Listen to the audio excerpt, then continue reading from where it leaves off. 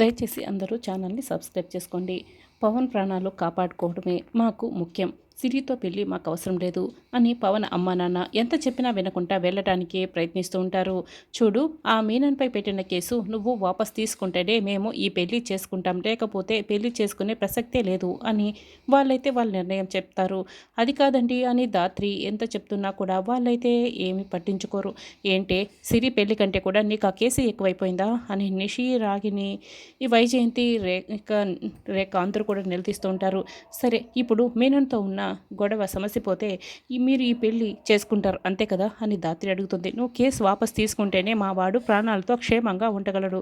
నువ్వు కేసు తీసుకున్నంత వరకు కూడా వాడు మా వాడిని చంపడానికే ట్రై చేస్తూ ఉంటాడు అని పవన్ వాళ్ళ అమ్మ సుజాత అయితే తన నిర్ణయం చెప్తుంది.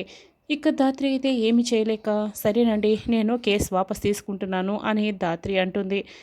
కేదార్, కౌశికి అయితే అది విని చాలా బాధపడుతుంటారు. అది కాదు ధాత్రి అని చెప్తూ ఉంటారు.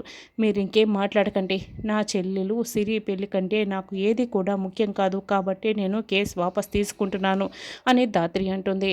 అయితే కేసు వాపస్ తీసుకుంటున్నట్లు స్టేషన్కి ఫోన్ చేసి చెప్పు అని నిషి అంటుంది. వెంటనే ధాత్రి సాధు నాయక్కి ఫోన్ చేస్తుంది. సార్, నేను పెట్టిన కేసుని వాపస్ తీసుకుంటున్నాను అని ధాత్రి అయితే బాధపడుతూ చెప్తూ ఉంటుంది. నువ్వు నిజంగానే చెప్తున్నావా, కేసు వాపస్ తీసుకుంటున్నావా అని సాధు నాయక్ కూడా అడుగుతూ ఉంటాడు. అవును సార్, నేను కేసు వాపస్ తీసుకుంటున్నాను అని ధాత్రి నిర్ణయం చెప్పేసి ఫోన్ పెట్టేస్తుంది. ఇక వైజయంతి, నిషి అయితే చాలా సంతోషపడుతూ ఉంటారు.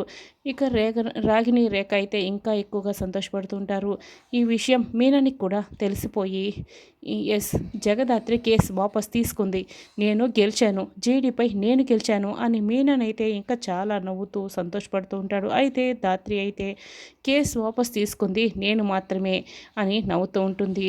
నేను కేసు వాపస్ తీసుకున్నా కూడా జేడీ అయితే ఈ కేసుని అస్సలు వదిలిపెట్టదు కదా అని అనుకుంటూ చాలా సంతోషపడుతూ ఉంటుంది.